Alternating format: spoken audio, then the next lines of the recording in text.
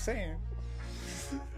No, we watched that video like You're he watching was the like, show. what is that brown shit coming out of his mouth? He can't read. It's like, bro, I don't think we can post this. I was I like, think it's gonna embarrass the shit out of him, right? But welcome back, another edition of the People First podcast. My guest today, somebody very near and dear and special to me, my main man, Anthony Lenk. Let me tell you about this guy though, man. When I moved here, I came to the boxing gym. This dude embraced me like family the first day he met me, poured into me. He poured into everybody at the gym, man. This guy's a pro boxer, retired pro boxer, years of experience in the fight game, did it on the biggest level, the biggest stages. This guy can flat out fight, and as great as a fighter as he is, he's an even greater person. So I'm honored to have him here today. He got the People First shirt, rocking it. Yeah, for sure. This is my guy, Anthony Lenk. That's in here. We in here. Live from Niagara Falls. We in Niagara Falls recording today. But I just want to get into it, man. This is my guy. We talk about regular real life stuff every day. So this is going to be a great episode. Let the people know, how did it start? Where did it start at? I was 12 years old. No, not even. Where you born at? Where you born? I was born in California. What part? Los Angeles, pretty much. Hey. Born in Los Angeles, and I moved to Vegas when I was maybe a couple months old. Yeah. So I really didn't grow up there too much, but I moved to Vegas, lived in Vegas, and then I moved to New York, but we'll wind time back to when I was 7. Yeah. I met a man named Ray Cassell. Okay. And he taught me everything I know about boxing. Yeah. And in the beginning, I really didn't like boxing. I'm like, yeah, I don't think this is gonna be for me. But you kind of find your way in the sport. Yeah. And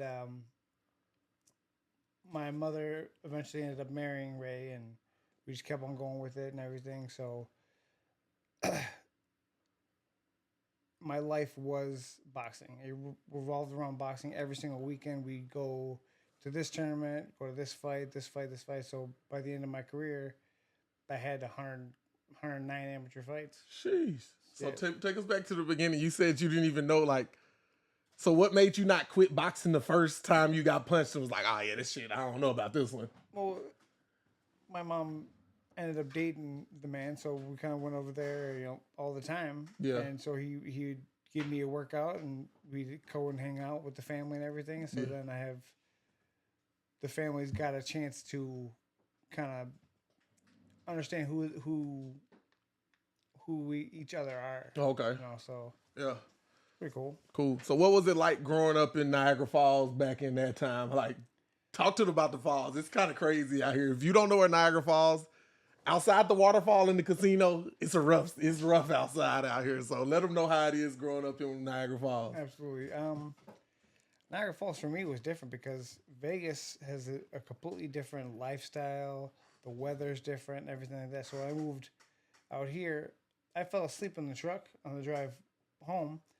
So as soon as we came to New York, I seen snow. I'm like, oh yeah, I have no shoes on. I run outside. I'm like, my feet it's freezing outside. So it was definitely different because the weather. I love the sun. I am passionate about the sun. So it was just definitely different because the weather is unlike you've ever seen before. We get feet of snow, and then all of a sudden it gets fairly nice. It gets 70, and then you get a little short summer, and then back to the cold. Yeah. Shit. Yeah. So growing up, high school, were you fighting a lot? Or people knew you was a boxer, so don't really mess with you. You was gonna mess them down. Yeah, people really didn't mess with me too much. It wasn't like anybody was trying to be tough and this and that, but it was just no one really messed with me. Yeah. I moved from Wheatfield to Niagara Falls 6th grade too. So it's like I had no previous friends. I had to start scratch 6th grade. So middle school, imagine walking in day 1 middle school. It's like, hey, and you have to find a way to make friends. And it's like, hey, so outside of Gasco, we had groups of people the skaters over here, preps over here, and whatnot. But it was just kind of just thrown into it. Yeah. So it was pretty cool. So what would you like in middle school, high school training? Like what would you go to school and hit the gym and train every day? Every single day. Yeah. Every single day, I'd go to school and then go straight to the gym. Yeah. We were literally a mile away from my school, Yeah. so just there every single time. Yeah. So at that early age, you already had the work ethic, the discipline. Like, how did you learn to have that discipline at a young age? Because we see so many kids, they think it's cool to be drinking and smoking and not doing nothing. They don't have nothing to do after school, but whatever they want, they live a wild life. So how did you already have that discipline at a young age? Yeah, actually, the discipline helped my mind be more organized, because if you have a certain routine and you do that routine every single day, it makes your life not so chaotic. If you wake up in chaos and you're just constantly in chaos, it's not good for your mental game. So having a structured routine, go to school, and then go to the gym. So every single day, if you have that routine, you have the schedule, it's not so chaotic in your mind. Yeah. You can thrive then, you know.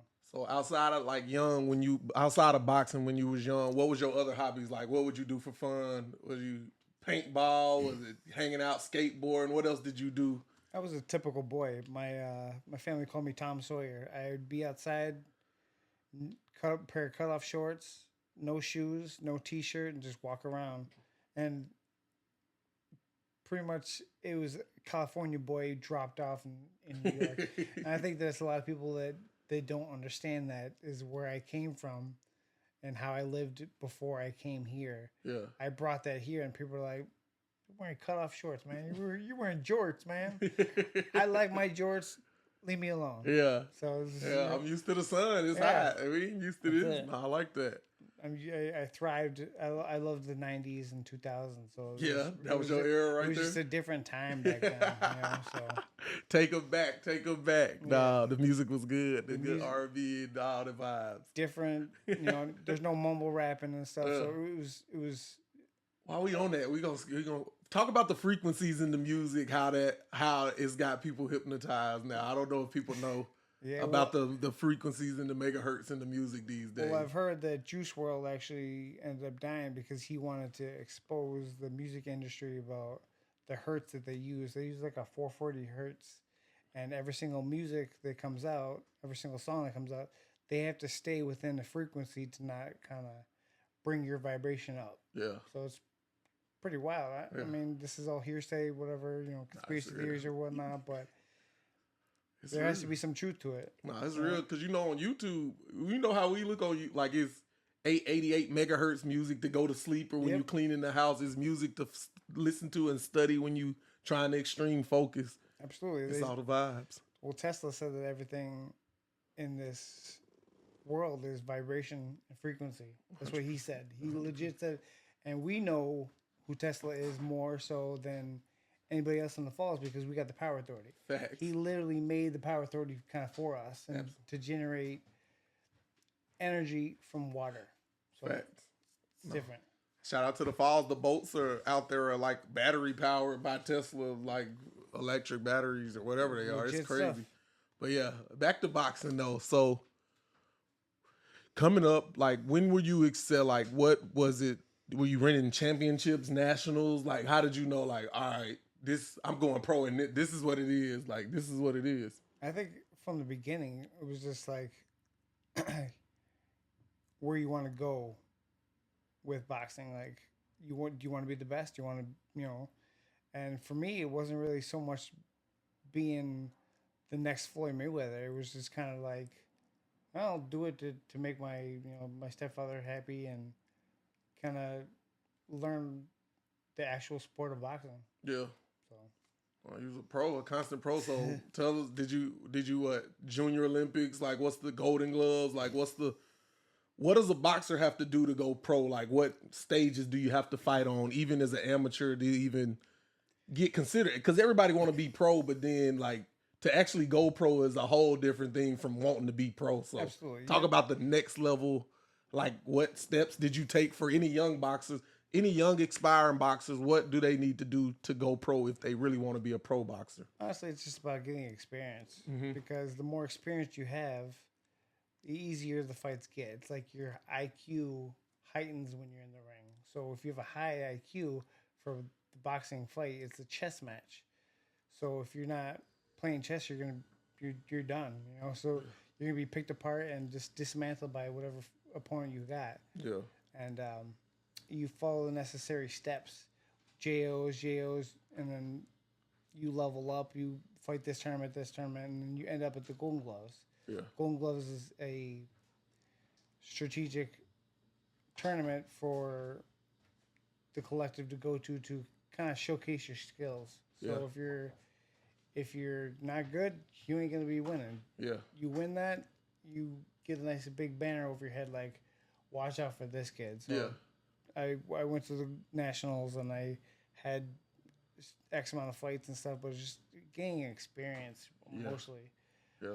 People this day and age, I think, are trying to protect that zero. Yeah. And so they're picking and choosing these people, but all it really is experience. Yeah. It don't really matter. Yeah. You just fight. Like I had 30 fights. I fought a guy with 80. Yeah. And it's just like ridiculous. It's like a chess. You literally have to play chess. Yeah. So if you're playing chess against a guy who's lower than you, I'll beat you.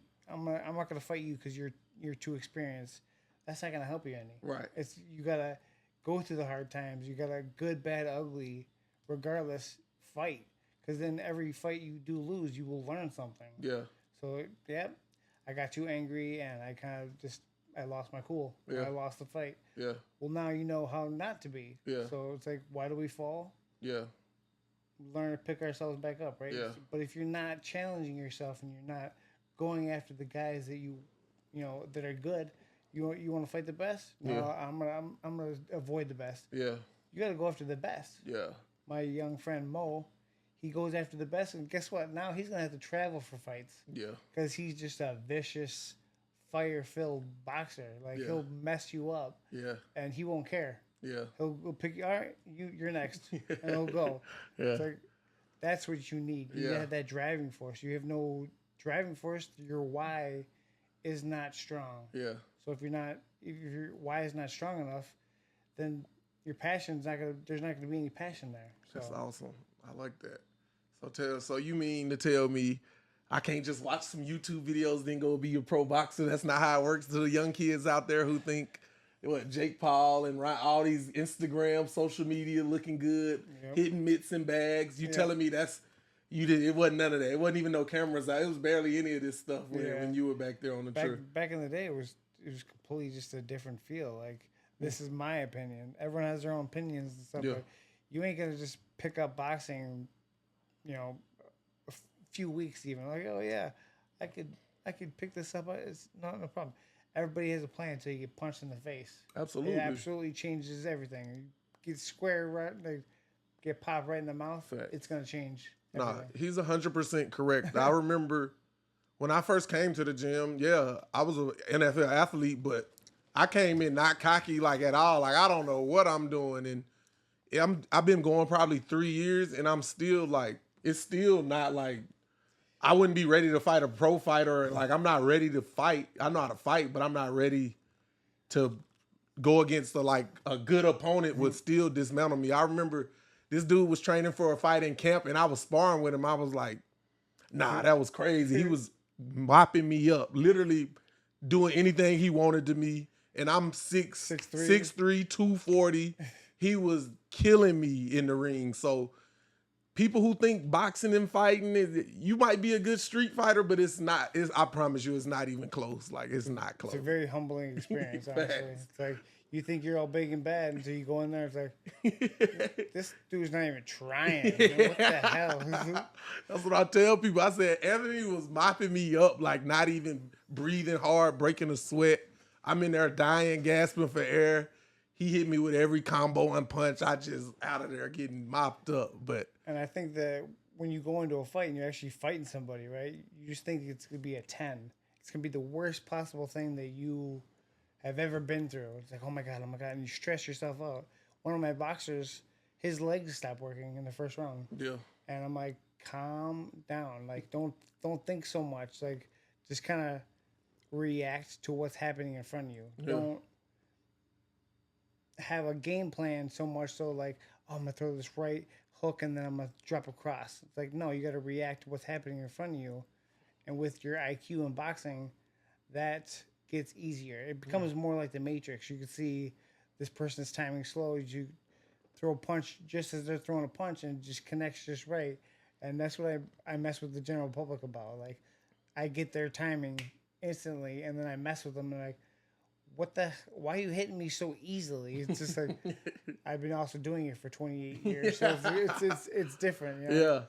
Now let's talk. Okay, so you at the Junior Olympics, you winning Golden Gloves. So tell us about the flip. All right, you got enough experience. I'm going pro. Tell us that, and tell us your pro story. How'd you had to move, or where did you go to? What was the pro process like? Well, I was 17 years old, Yeah. and I dropped out of high school. I wasn't a high school kid. I just didn't care for What it. grade you drop out in? Ninth grade. So Damn. I dropped out in ninth grade. Yeah. Yeah. And kind of was just going through the normal motions a kid would go. You gotta get a job. So I had a job and then I boxed and stuff, and it got to the point where I wanted more for me. I wanted more for myself, and unfortunately, things happen in life. You know, good, bad, ugly. My parents got divorced, so I'm like sitting in Niagara Falls. I'm just like, what am I gonna do for the rest of my life? My friends are still, partying and doing this and doing that, and I'm like, I want more for me. So what I did do is I packed up my entire life in the back of a Chevy Malibu and drove 2,800 miles to Vegas. Oh shit. And I didn't tell a soul. Yeah. Because when you start to talk about, hey, yeah, we're gonna have a going away party. Now it's the best party you ever had. You ain't gonna want. Man, I ain't gonna leave. I can't leave now, man. Yeah. So it changes your mind. Yeah. And I knew what I wanted for me, so what I did is I stuck to that. I packed my life in the back of a Chevy Malibu, and I drove 2,800 miles. What year was this?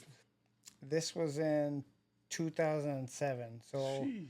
I was supposed to be walking across the stage. Yeah. Instead, I was driving across the country. Damn, I graduated high school in 2007. So damn, he was going pro when I was just graduating high school. That's crazy. So then I knew as soon as I got in the car that I wanted to box, and so I said, good, bad, or ugly, I will become a professional boxer. Yeah. So I went to Vegas. I slept on a couch turned to a bed turned to a room, and I made it. Yeah. So I stepped foot in Vegas and I started sparring and going hard. Yeah. And just getting my face out there, showing like I got some skill. Help me. Yeah. Somebody help me. So then I got a manager. Yeah.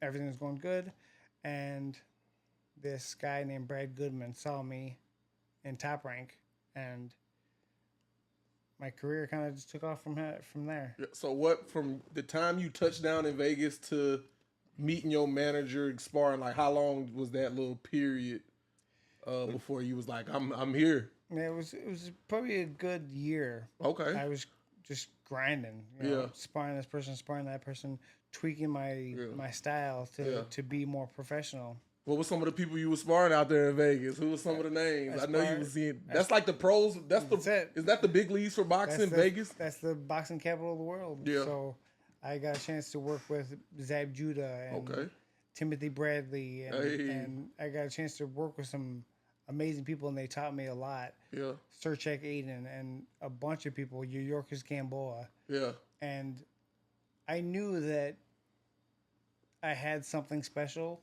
inside of me because I can keep up with these guys. Yeah. So it wasn't just like I got in the ring and they blindsided me and like, oh, I couldn't freaking touch the guys. Like, I could touch these guys. Yeah. So like, if these are the master chess players, yeah, I want to get to that point. I want to be a master chess player. So it's like they're paying me $1,200 a week. Yeah. Hey, come spar. I'm, okay. Yeah. So had my pro debut. I won my fight. I'm like, this is it. Yeah. So it's cool. So rewind back time, my pro debut was pretty crazy because at that point, I had a new trainer. So my previous trainer, who was my stepfather at the time, he taught me everything, and I didn't even have him in the corner. So I'm like, this is my first fight, man. Yeah. They tie the gloves, 8-ounce gloves, and 140 pounds. 8 ounces? 8-ounce gloves, Oh, yeah. shit. So 140 pounds, and I'm like, the nerves are there finally. I'm like, this might be a 10. Yeah. I gotta prepare for a 10. Yeah. And as soon as he punched me in the face, I was like, nope, I know exactly what I gotta do. I went in there and I won the fight. Yeah. So it's like you get punched in the face and you gotta make a decision whether to fight or flight.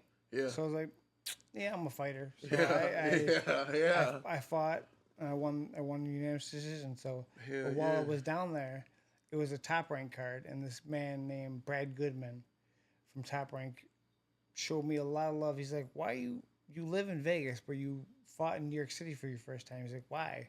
Like, I'm just kind of starting off, you know? So he's just like, I'm going to help you out. Yeah. Okay. So I fought most of my fights on Top Rank cards in Vegas, just doing my thing. That's awesome. I had an amazing time. I have a lot of good chapters in my book of life, man. Facts. Did you have like a mentor? Like you say you work with some of the good fighters, like in the fight game, like how do you take us through the mind of a boxer? Like you gotta spar, you do a lot of sparring with pros, and pros spar, they bring you in, you said 1,200 a week, like trainers, like how are you developing your, like making sure you, all right, checking it off, I'm good enough to go to this level? Like how do you know, like, or judge your skills against who you ready to fight against? Well, pretty much what you want, it's like you base how you're feeling and how you're doing in there for every fight. There's different levels. You know, you start off for 4 rounds. Well, these guys are, you know, be a dime a dozen. There's a bunch of guys that are just doing 4 rounds. You move up to 6, you move to 8, you move up to 10, and then you get a championship, you fight 12. So it's like, I'm sparring these guys now for rounds on end. I'm like, well, my stamina is there. Yeah. I got all the criteria that you need to be a professional boxer. So to me, it was an easy transition. Just like, I have a science background. I love science. So it's just like, you kind of gotta look at yourself on the inside. It's like, okay, to have a full tank of gas the whole time, okay, I did my road work, I did my weights, I did my calisthenics, I did all this, and to have that full tank, you gotta make sure that you're not slacking on any little bit. You start slacking, that's gonna be troublesome in the ring. So when you make the transition to become a professional, this has to be your job. Yeah. If you're not motivated and you're not taking this serious, you find out real fast in the ring if you're even ready or not. Yeah. Knocked out like that fast. Yeah. So you kind of really have to go hard on yourself. The gym is where you go through the hell. Yeah. The hell to make it. Crossing the red line of everything. So you have 10 spoons in a day, or you're using 10 and then you're using tomorrow's. Yeah. You got to keep on going hard so that you can go the distance. You have the endurance to go through war. Yeah. Because if you don't, in those late rounds, you're going to find out who you are. Because you're by yourself in there. Yeah. It's you and another guy. They're fighting to win a, you know. Right. You're fighting for that win. Yeah. And it's like, you gotta really process, like, you're in a fucking fight. Yeah. You gotta put up or shut up. Yeah. So going through hell and kind of going in these sparring matches and stuff and whatnot, it lets you know, I'm ready. I'm good. That's awesome. So then, you know, sparring Zab Judah, he's freaking amazing.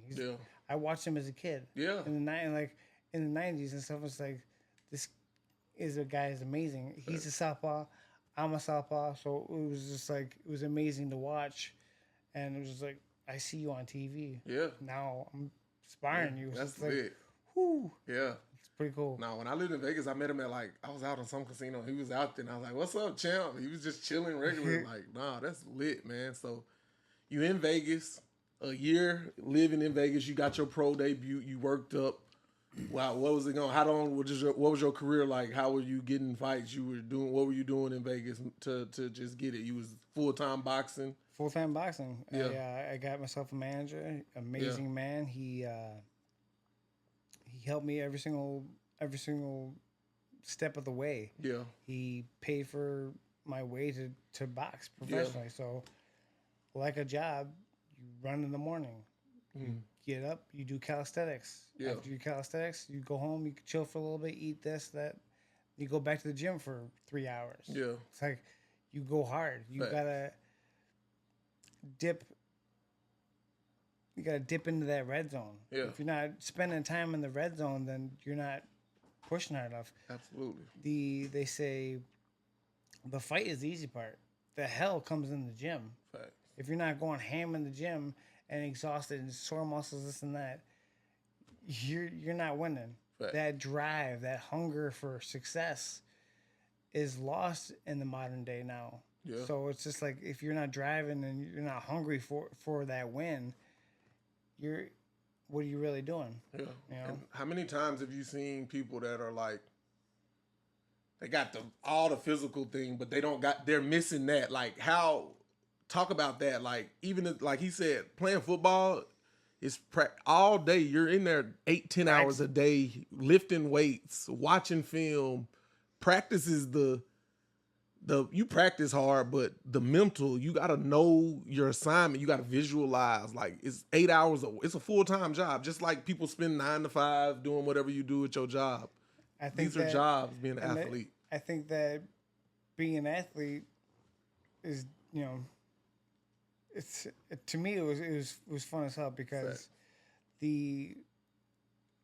what separates the amateurs from the professionals is amateurs, ding, you just throw a punch, you're going hard. Yeah. But when you're professional, round one, I get the guy's reach, I get the guy's timing, and I kind of formulate my holes of how to get in and get out. Yeah. So then you start building a plan about what traps is he falling into? What is he using repetitively? What is a habit? The habits are the worst things because you can't break a habit overnight. So what I did is I was focused on the habits that you see. Say he throws a punch, he drops his hand every time. Now what I'm going to do is I'm going to play my chess game that I love playing, and I will use that to find my holes to get in there and get out. Yeah. You hear that? That he's learning, he's making adjustments in the match. Thinking on the fly that fast, that's next level. And that helps in life. That's a life skill, he's saying. Not just a sport. All right, you're in life. You see your friends all drinking and partying, and you see how their life's going. What adjustments are you going to make to change your life? You know what I mean? It's Absolutely. The same thing. Absolutely. So, yeah. In life, you got to be constantly making your adjustments, too. Processing the data and what you're seeing. Yeah. If you see, say you're at a job and you have to react to what you're seeing in front of you. If you're not reacting, then you're just like, why am I here? Why am I doing it? Don't be a gopher, man. Yeah. Don't go for this, go for that. Hey. But what you got to do is, what is the next step? What is the order of operations in a way of kind of how to get this job done from A to Z and get ready for the next step. Yeah. It's like if we're making a tent, well, what do you do? I got to find the poles. No, you got to, set the corners. If you set the corners, then you do you stand up the center. After you stand up the center, then you can wrap it all up. Yeah. If you're not following the order and you're not retaining the information in which you're presented, you're done. This dude's super wise. Y'all listen to these gems, man, for sure. He dropping them. Life, boxing, all that. Let's get back into boxing. Let's see. Okay. So how long was your pro? How long was you a pro? You said you went 28 years. So what was the high? What do you think the highest of your boxing career was? What was the height? Like, what was it? Did you have a big head? Was there all the girls saying, "Ooh, Anthony, what you had going on?" I wasn't really like I had a wife, I had a kid, and everything. I'll tell you a story. Okay. So it was Halloween. I have a fight on Halloween and everything, and my brother says, "Oh yeah, we're gonna be going to a costume party afterwards." Yeah. All right. So with my bag, I just threw a mask in my boxing bag. I'll put my stuff in my car, and then I'll grab the mask, and we'll go to this Halloween party. So my trainer looks at me, and I'm undoing my bag. I'm like, ha ha ha! Look at this, it's a mask. He goes, "Put it on." I'm like, "Why?" He's like, "When are you ever gonna fight on Halloween again?" I'm like, I may never fight on Halloween again. You're actually right. He goes, "Where?" Yeah. I'm like, "That's just not me." He's like, what's it gonna hurt though?" I was Yeah. like, "All right." So I came out in it, right? Yeah. Just came out in a mask, and it was weird. I fought at the Hard Rock, Yeah. and all over they had skulls. Oh, I happened to pick a skull mask, and I just came out in it. Just boom, I won the fight. So to me, it was just going through the motions. Yeah. I had a fight, this and that. Well, I get a Google alert. Yeah. Like, top 25 ring entrances and Floyd Mayweather. I'm like, why am I typing this? I opened it up. Sure enough, number 12 Yeah. on the list. Oh shit. Anthony Lenk comes out in a ghoulish mask, 21 years old. I'm like, no way. Like, really? That's like, lit. That's funny. I was like, That's lit, man. It's just a memory that I have. Nah, It's that's awesome pretty story. crazy. Nah, that's lit. So how was living in Vegas? I lived in Vegas. How did you stay focused? A lot of people are like, when they come, I'm like, I don't go through all this. Like, I live my like, I'm not a partier. I hang out, but like, they just over hang out in Vegas. Yeah. I was never into that nightlife, Vegas, Sin City life, gambling, fast life. That's it. Yeah. How did you stay focused out there? And tell the youngins how to stay focused. Like, we're not saying don't party. We've all partied and did some stupid stuff, We've all done that. But you can't. If you want to go somewhere, you have to limit. You have to do more good stuff than partying and wasting time type deal. So, what's your advice to the youth? I think in Vegas, it's like you get caught up in the lifestyle and the glitz and the glamour and the lights and the everything's going off and stuff. It makes you feel good. You get a dopamine spike when you pull that slot machine. You get a spike. I won, yeah. So it's a place that people go to feel good, and they are drinking and having fun, having party. But in the end, you kind of feel like shit. The next morning, it's like you party all night. Oh, your body's like hating you. Yeah. Hating you. So I was like, well, I wanted to make it, so I sacrificed drinking. I didn't drink. Yeah. I did for my 21st birthday in Vegas, but I kind of humbled myself. Don't go out.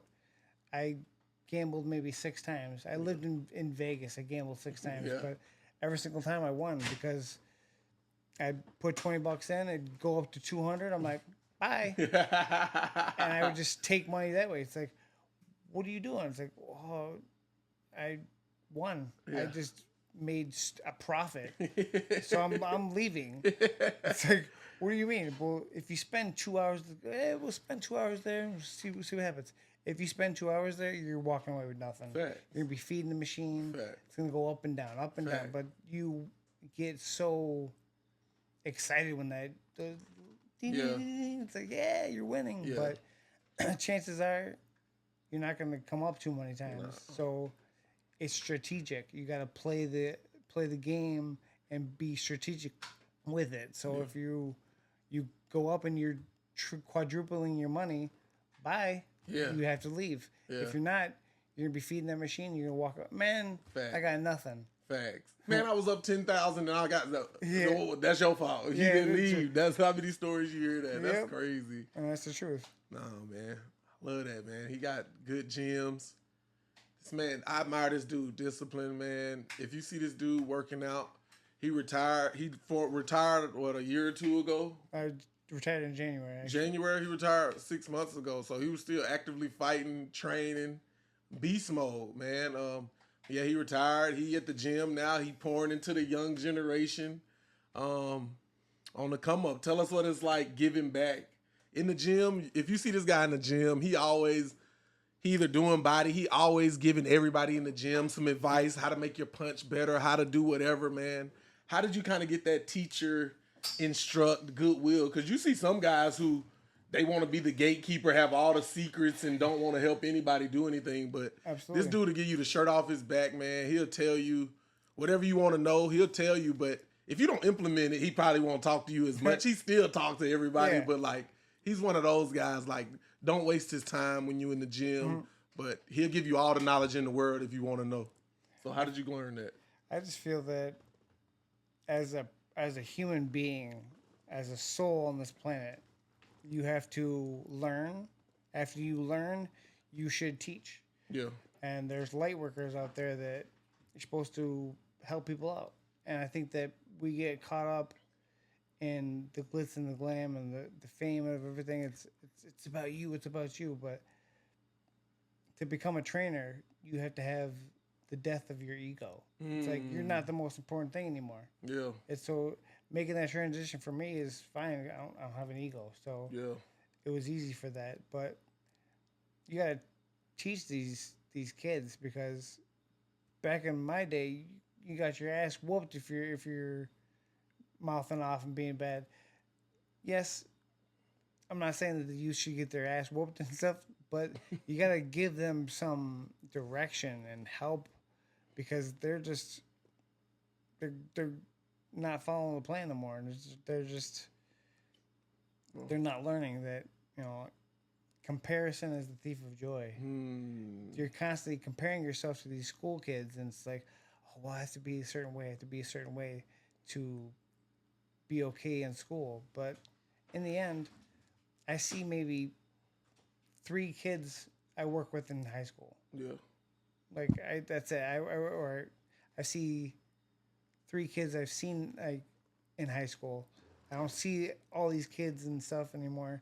I work with 2 of them, but if you're constantly comparing yourself to these people that you call your peers, be your authentic self. Be true to you. Yeah. Don't do good for the fear of hell or the glory of heaven. yeah, Do it because it feels good not being an asshole. yeah, And by not being the asshole and constantly giving people a hand, and that's what more about what the world needs. Yeah. It doesn't need to have everyone be a standalone, be an independent woman. yeah. It's just you gotta learn to coexist with people. Facts, facts. If I have 3 mason jars, and one is red, one is yellow, and one is blue, and I put a wrapping on them, just the wrapping of the color, and I fill them all up with water. Well, you're gonna think that one's red, that one's blue, but in the end, when you open it all up, they're all filled with water. Yeah, So it's just like, yeah. why? We're all the same. There shouldn't be any hate. There shouldn't be nothing like I that. like It's that. like it's being human, Yeah, connecting souls together. yeah. And when you connect souls, that's when good conversations happen. Facts, facts. I like what you said about ego deaths. Explain to the people again what ego death is. A lot of people probably not living or thinking on that level, but I read a lot and I'm spiritual, so I know it. I've had a moment of ego death, and it's killer. I kill it a little more every year. I'm just killing it and killing it to be your authentic type self, So speak on that. I think about being in the sport of boxing. It's about you. It's about you. It's about you. You are the entertainer. You to showcase, you. But in order to kind of advance in life, it's not about you anymore. Yeah. Yeah. Being a parent, you gotta kind of put someone else first. Yeah. It's not about you. It's about the little people in your life too. Yeah. So making that death is easy because it's not about you anymore. It's about the kids. It's about this person. It's about that person. You gotta make sure that everyone gets a little spotlight. Yeah. It shouldn't be just for some and a select few. Everyone should have their 15 minutes of fame and stuff and whatnot. Yeah.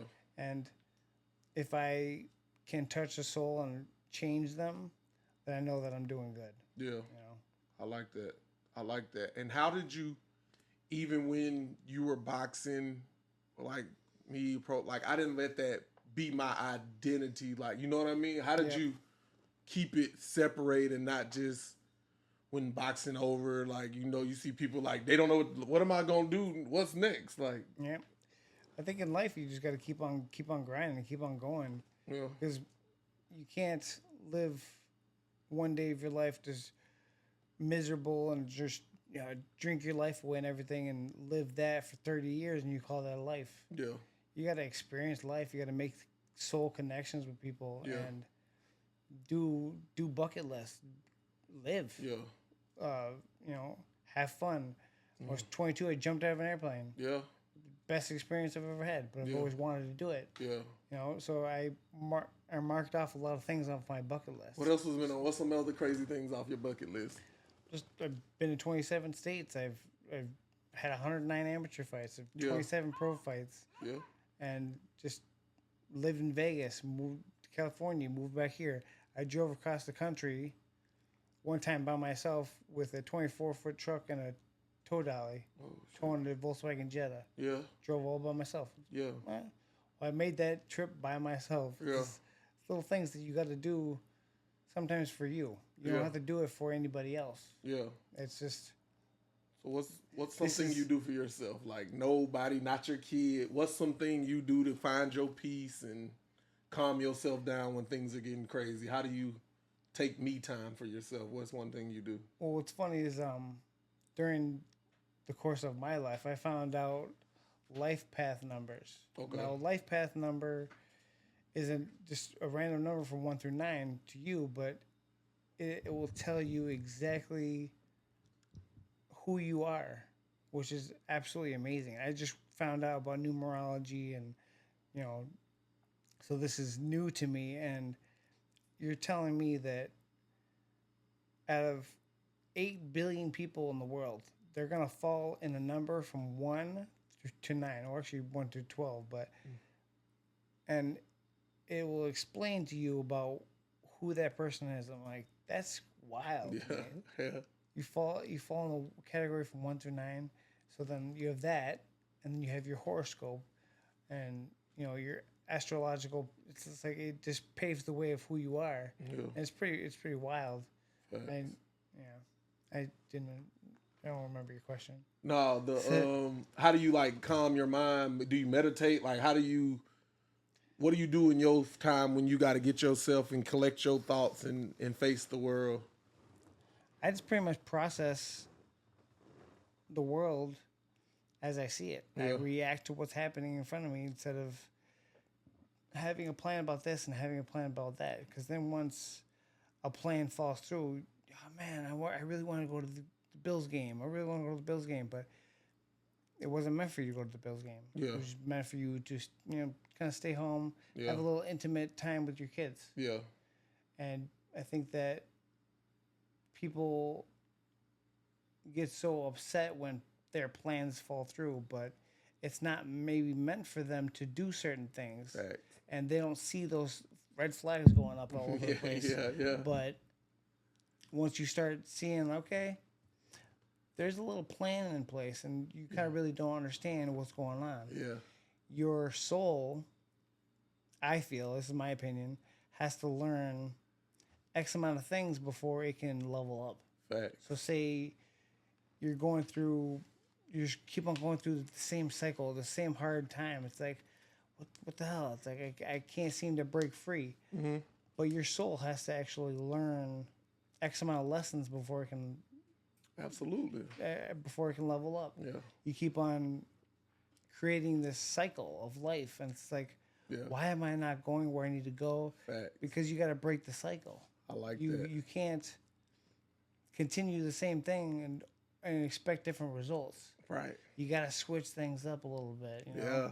Talk to them. That's those patterns, man. Is life gonna keep throwing you the same test until you pass it? And most people don't see that it's gonna throw you the same test, maybe a different way in a different form, to see if, when it's you say, I promised myself I wasn't going to do it again, then I do it again. Like, you just going to keep throwing that at you until you break that pattern, like he said. So I like also what he said, man, a lot of traveling, just a lot of experiences, a lot of different experiences. When is the first time you did something for the first time?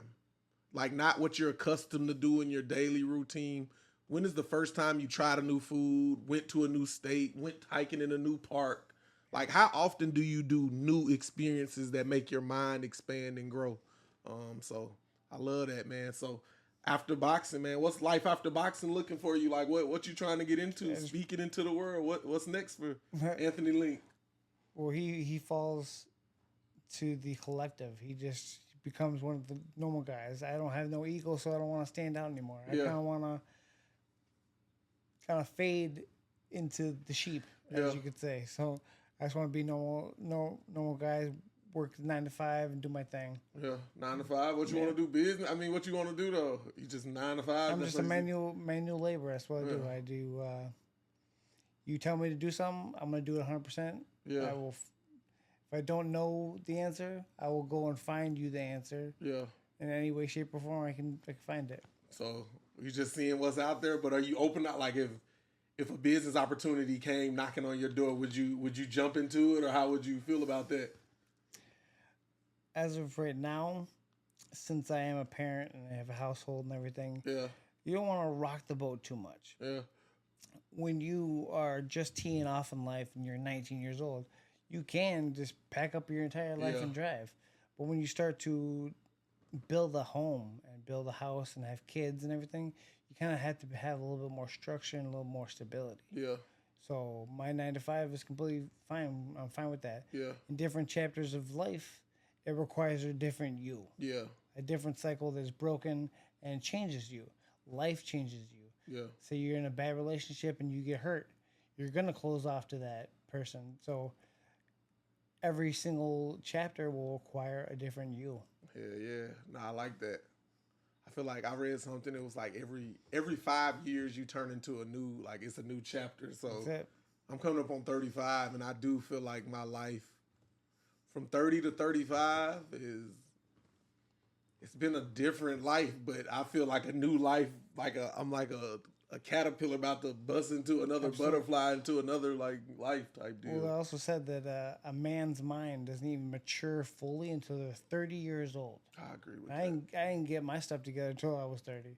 I was like kind of still doing my own thing. I'm a Sagittarius, so I kind of, all right, we're going. Yeah. But then the Sagittarius has to calm down a little bit. Yeah. So you got to process that. It's like, you can't be so young and reckless. You can't be absolutely. You still can't be going to the clubs and waking up at 12 o'clock in the afternoon. Like, you got a kid. Facts. Wakes you up in the morning. Hey, 6 a.m. Yeah, I know what time it is, buddy. So it's different. Nah, I like that. I'm like you. I didn't grow up probably the 27 when I had like a serious ego death moment. I remember I was in Vegas sitting in my just in my living room, and I just was in deep thought. Might have been smoking some weed or something too, probably, but it just hit me like one day you gonna die. Like, so are you doing everything you want to be doing? Because you don't know when it's gonna come, and one day you gonna die. And I just was in there in like deep thought, like, oh shit. Yep. Let me get my shit together.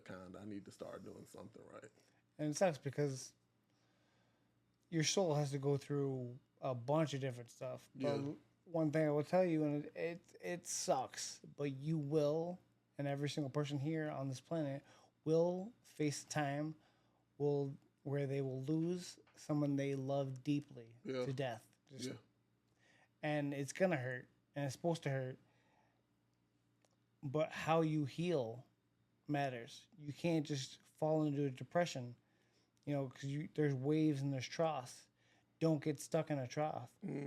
Constantly just kind of change your mindset and change your focus and switch something up in your life to keep on going, because you can't get stuck in that little gully and live that every single day. Yeah. and expect things to be okay, because they're not going to be okay. Right. You got to keep on driving, keep on going, Yeah. because once you stop trying, that's it. Yeah. That's it. You got to keep on pushing forward, man. Fact. That's it. It's like a boxing. Life you got to take is boxing. Take take things in rounds. So it's like if I'm, trimming hedges, all right, I'll go hard. That's round one. All right, this round two. So it's just like you keep on working, just keep on pushing forward. You can take breaks. Yeah. You don't have to stop completely. Right. Just take a second, collect yourself again, and be like, I'm good. Yeah. Just manage your tank, your gas tank. Yeah. Because if you ain't putting fuel back into it, then you're done. Yeah. So by eating the right things, it's gonna help you. Yeah. Yeah. Talk to him about diet too, because it's not just food; it's everything. I like how you talk about that. You know, the diet. So, how do you stay positive? You know, the news is pumping all kind of the end of the world. Every day is the end of the world, supposedly. So, how do you navigate this America we in, where everybody negative and only negative stuff is popular now? Like, it's not the person who saved 10 dogs and cats and 10 lives out of a burning building. We barely hear them stories anymore. It's all about war, negative, money, recession, house crash. How do you stay? I feel like we've just focused on the negative. Yeah. So it's not like it's so happy anymore. It's like, I work, I'm tired. It's like you gotta choose to rewire your brain to be happy. Yeah. They call it the pursuit of happiness for a reason. You can't just be happy. Yeah. You have to pursue happiness. It means you physically have to change the way your mind is firing. So if I have a glass of milk, all of a sudden I drop it and it breaks on the ground, I could be like, man, what the hell? Spilled this, and just keep on being so pissed off that you failed. Yeah. Versus, okay, it's spilled. I broke a glass and I cleaned it up. Yeah. Clean it up, turn the page, keep on writing. Yeah. Because if you don't, you're going to be stuck. Yeah. I like that. How long we been going, champ? 52. Okay. Well, good. That's a good time, man. Let's get it. Well, I love this. That's good information, man. He been preaching. I'm trying to think of something. I'm trying to preach. Nah, he giving the gems. Nah, my dog did. That's what I'm telling you. We go to the gym. I met this dude in the gym, but the stuff we talk about has very little to do with the gym and more about life. These are the people who help you grow and he make me look at stuff from a different lens and a perspective. And those are the kind of people you want to have in your corner. Not the people that agree with everything you say. You want the people that's like, they might not say something you like, but you want to be like, man, what you mean? Like, how you see it that way? Teach me how you see it that way. Let me look through your lens. So I just like the banter back and forth that we've always had. We've had a connection, and everyone has their own stuff that they're dealing with. You came into the gym, and we hit it off instantly. Like our souls knew each other from a different life. Facts. And he was going. All of a sudden, he stopped going. What do? You pick up your phone. You call your. Hey. Oh my God! Checked on me. What are you doing? Who is this? It's Anthony. So it's just like, all right. So then it got me thinking, like, I thought we were cool. You just stopped coming. So he found his way back to the gym and everything. But it was just funny. You make connections with people. The why matters. So it's like, why do you go boxing? Why does this person go boxing? Right. We all had that thing in common, but aside from that, we're still people. It's not how boxing is in your journey is different in my journey. My journey, I became the pro, but you just sometimes feels good to punch something. You know? Yeah, it's a good.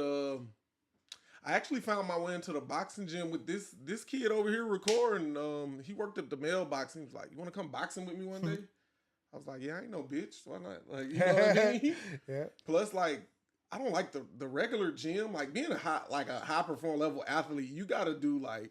Yeah. The gym is boring. Like, I can't go in the gym and do 10 sets of 10 like, that's a snooze fest. Plus, the regular people in the gym just go to look in the mirror. I can't stand the regular gym. That's just a different person. Yeah, So that person wants that. facts. But me and you are both professionals, so it's a different aspect for us and how we think about it. Yeah, So yeah, and it's learning. Like this would be if I went to.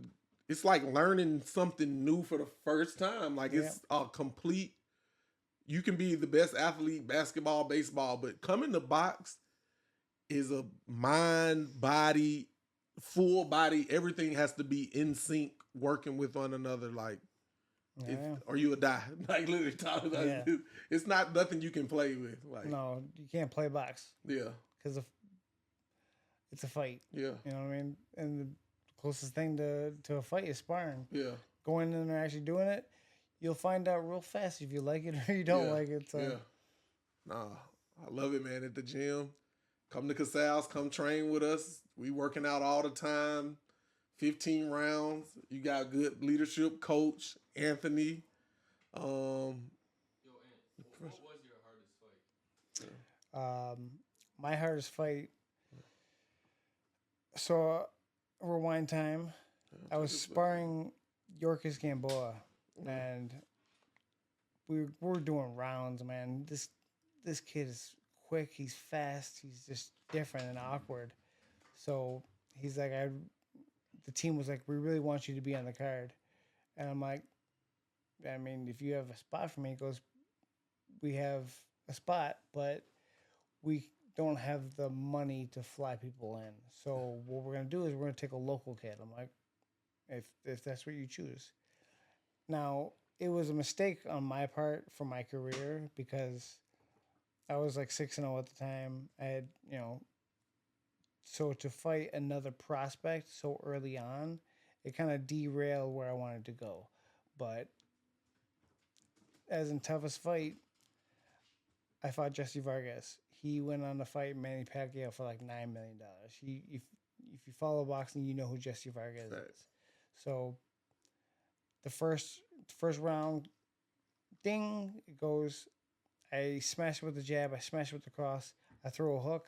He ducks his head slightly, and my thumb breaks off. It just breaks off from the joint, and I'm like, oh my God. So I just broke my hand. I have a 6-round fight in front of you. You can stop or you can keep going. So I was like, I'm not going out that way. Yeah. So I was like, let's keep on going. Yeah. And my trainer's like, he's fighting funny. So when you are faced with an issue right off the bat, it's like you had a game plan in place. This is what's going to happen. I'm going to go round by round. Well, now your hand just broke.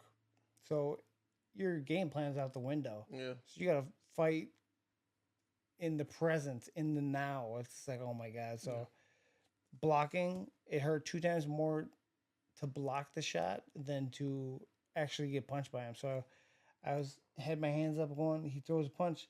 I drop my hand. He hits me in the face. And my trainer's like, what are you doing? So I was just like, I broke my hand. I broke my hand. So I had to fight 6 rounds with a broken hand. That dude tough as shit. And so now it's broken. So my thumb's laying flush with my hand. I'm like, all right, well, is what it is. I pulled my hand out of the glove. I ended up losing the fight on points. And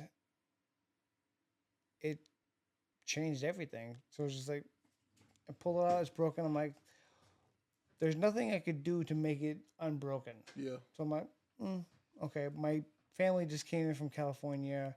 I'm literally on the line, Prim, the border of California and Nevada. Yeah. And I'm like, looking at my hand, I'm like, it's broken. It's not going to go unbroken. So I spent the night with my family. Yeah. Went out to eat, this and that. I woke up the next morning. My whole hand was just purple. Blood. I was just like, well, they won't break that when I'm awake. So I'm like, it is what it is. No crying over spilled milk, right? Fact. That's what you say. So I love it. So then they put 3 pins in my thumb. Yeah. I had to go 6 weeks with pins in, 6 weeks without pins. Yeah. And it was a long recovery. I only had 1 fight that year. Yeah. Oh, that's crazy to even keep fighting on a broken thumb. I couldn't imagine that. Nah, well, can't be unbroken. Yeah. You know, I like his attitude. I broke my hand. Yeah. Okay. Nah, this dude mindset is next level, man. He just laser focused on the task at hand, staying present in the moment. I got another. Let's see. What was like the hardest punch you remember getting hit with? The hardest punch. You're a tough guy. You never got knocked out. I've never been knocked out. No, Really? never been knocked out. 27 fights and 109 amateur fights. I've been on the canvas. I'm not gonna say that I haven't, but but I fought 12 rounds in Massachusetts. His name was Mark DeLuca, and he hit hard. He did, but nothing more than a normal punch. But we're going to war. It was amazing to go down there. Dropkick Murphys actually promote him. Yeah. So they have, a good following. Yeah. Mickey Ward Yeah. was present for my war. Oh, that's lit. It was pretty cool. So we're going to war, but in the 10th round, I'm exhausted. He's wearing down. He's exhausted. He hit me as hard as he possibly could. Yeah. My head snaps back. Gotta keep going. Yeah. I keep going, and he kind of got deflated. He was just like, yeah. I hit this kid with everything, and he's not going anywhere. Yeah. So he knew we were going to 12. Yeah. And we went to 12. Yeah. And afterwards, you kind of have a little bit more respect for that person. I love that. It's like, you took everything I had, I took everything he had, and so you kind of have a little friendship. It's like, facts. You're legit, man. Yeah. We shook hands, and we parted our ways. But that was our story. That's what we had to, that was our time frame.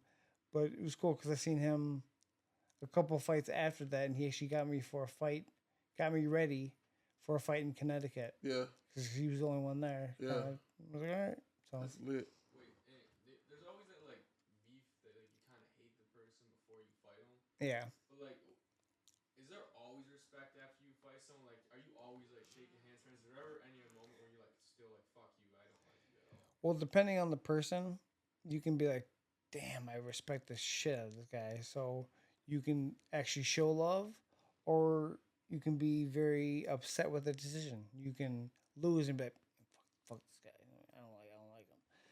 So one side, someone will have more respect, and the other side, you're gonna have, and it's done. No, that's good. Keep going. So on one side, you can have 100% respect, or you have 100% just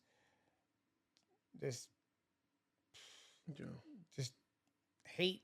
Yeah. Hate for the guy. Like, I can't stand this guy. So it's funny. No, that's lit. So what from a boxer perspective, when you're in the pros or you're seeing a young kid, how do you know the kid, like, oh, that kid's gonna be somewhere, this boxer's good? Is it what are you looking for? The movement? The endurance? What do you see? The punch? I just look for the special qualities he has. Mm-hmm. So I have this young kid, and I gave him some tricks and this and that, but he has fire. He has that Mike Tyson, I'm gonna hurt you fire.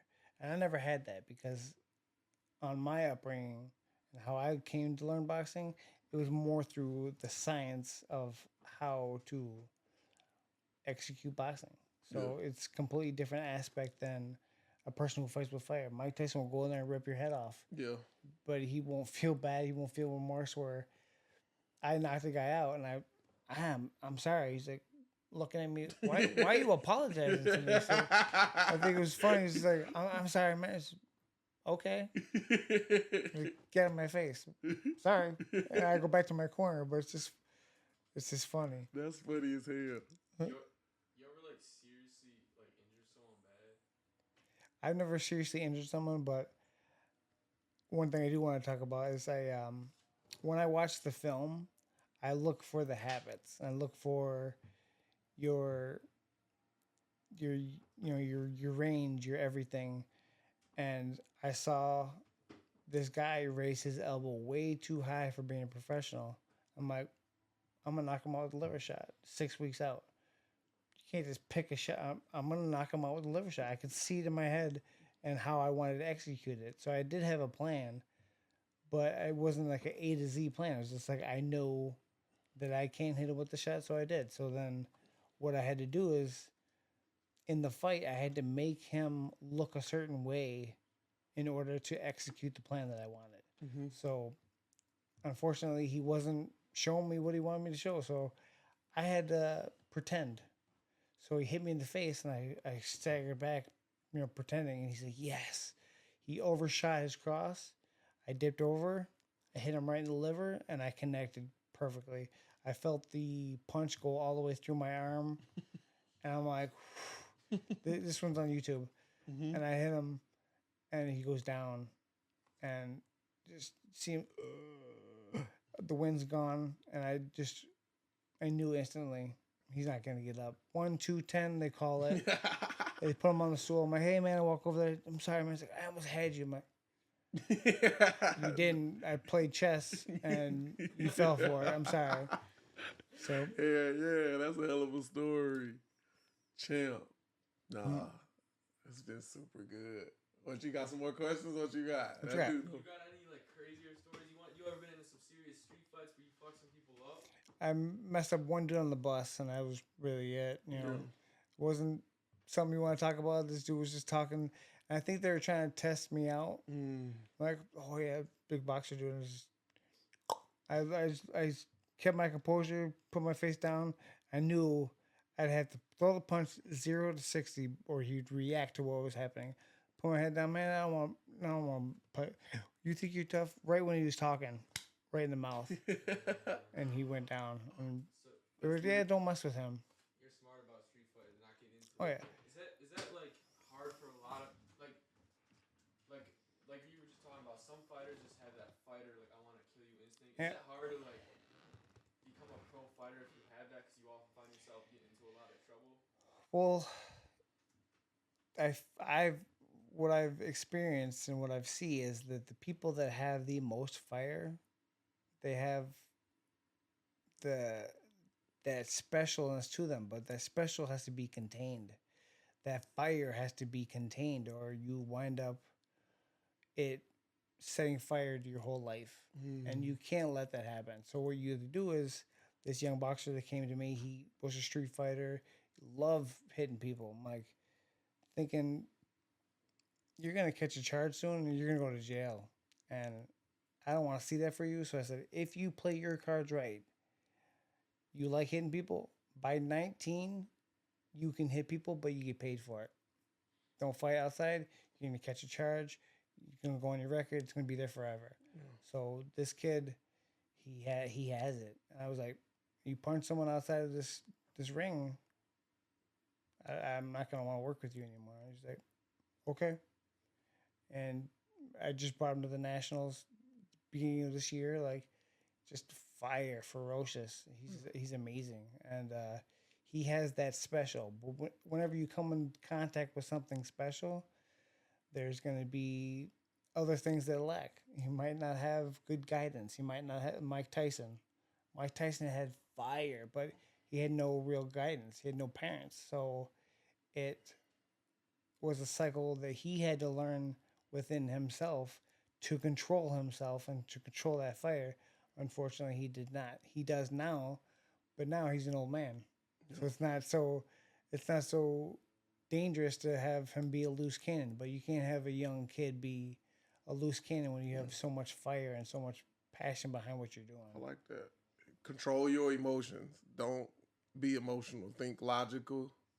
Because one, you could be in jail, you could lose your life, you could die in the blink of an eye. In one moment, one decision can ruin the rest of your entire life. Facts. Say you get pissed off and you hit a girl. You know you shouldn't be hitting girls, but you let your emotions get the better of you, and now you just ruined your whole life. Yeah. Let's talk. Let's piggyback on that. But growing up, this dude didn't tell you growing up. He was in the house.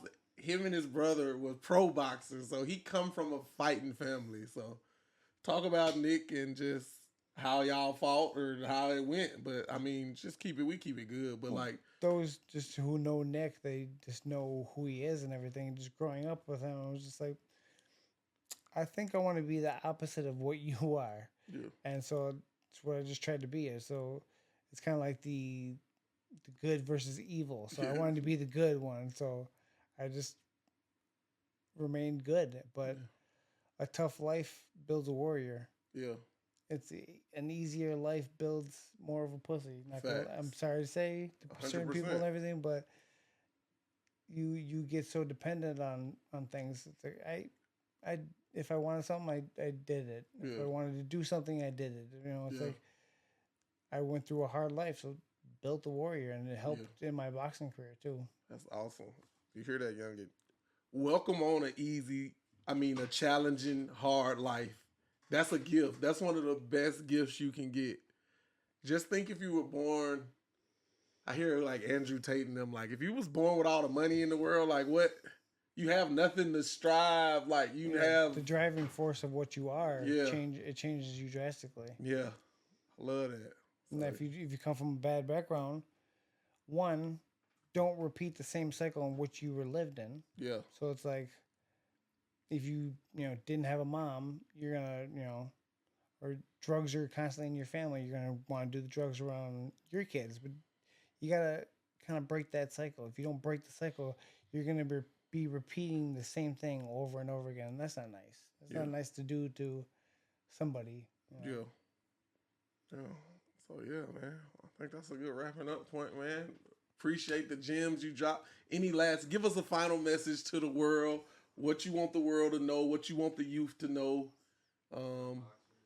Boxers, anybody, what you want to leave your legacy inspire, what we gonna look up in 5 years and Anthony gonna be. I just want people to be good people. You know, if we all stop looking at each other as being different and we're not the same, we're all different. We're all going to be different. We're all going to be weirdos, and just accept a person for who they are. Yeah. Comparison is the thief of joy for the youth. Yeah. Back when I was a kid, it was sticks and stones may break my bones, but words will never hurt. Yeah. And now I feel that words hurt. I'm wounded. I'm so offended by what you say. Who cares? He's a dick. He's a dick. So it's just like, don't let it stick. Okay, that's your opinion. Everyone's entitled to their own opinion. That's your opinion of this person. So I maybe see a few people that I see from high school. Again, you care so much about what your peers are saying, and you're never gonna see them again. Right. It's like even with you, whatever you went to school, but in your journey, it came, and you're in Niagara Falls now. You won't see anybody you went to school with. Yeah. You're in a completely different state. Facts. So it's like, at that time, you care so much about what that person says. Yeah. In the end, it doesn't matter. Facts. It won't matter. They gonna die anyway. The people who talking about you, they one day gonna die, and nobody gonna care at all about whatever they had. Like you have your certain people and everything, but death's gonna be a part of everyone's life. Facts. And what you can do is, once they're gone, yes, their body will be there, but their soul will always be around you. Yeah. So I don't mourn people, because to die you become you get a new set of tasks. You become energy, and you become a soul. No, my grandmother, like my grandparents, I still like the memories of them, and like you find yourself in situations like, damn, that remind me of my, they would have did this here, and I'd be like, damn, they still with you. So yeah. Absolutely, man.